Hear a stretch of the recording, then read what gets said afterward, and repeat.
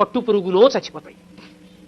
Mulberry ఆకులు పెట్టి పట్టు పురుగుని పెంచి బాగా కడుపు నిండా తిని అది పట్టు దారాన్ని చుట్టూ అల్లుకుని పట్టుగూట్లో మెత్తగా ఉంది కదా అని పడుకుంటుంది. ఇక అది పడుకుని నిద్రపోవడం మొదలెట్టిన తర్వాత ఇక అది బయటికి రాలేదు, ఇక పట్టుదారం మొదలదు. ఇప్పుడు ఆ పురుగును ఒక్కదాన్ని తీసి బయటపడేయాలంటే పట్టు కాయని కోసేయాలి. కోసేస్తే దారం ఇంతంత ముక్కలైపోతుంది. అందుకే పట్టు కాయలన్నీ ఏం చేస్తారంటే మరుగునీళ్లలో పడేస్తారు.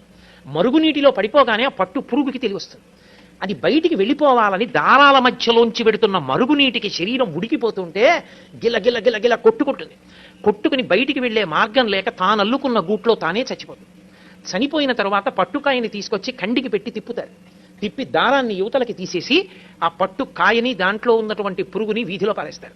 ఎంతో హింస ఉంది ఒక పట్టుపంచలో. ఒక పట్టుపంచ కట్టుకుని ఒక పట్టు చీర కట్టుకుని ఆర్జిత సేవకి వెళ్లడం కన్నా నూలుతో చేయబడినటువంటి పంచ కట్టుకుని వెళ్లడం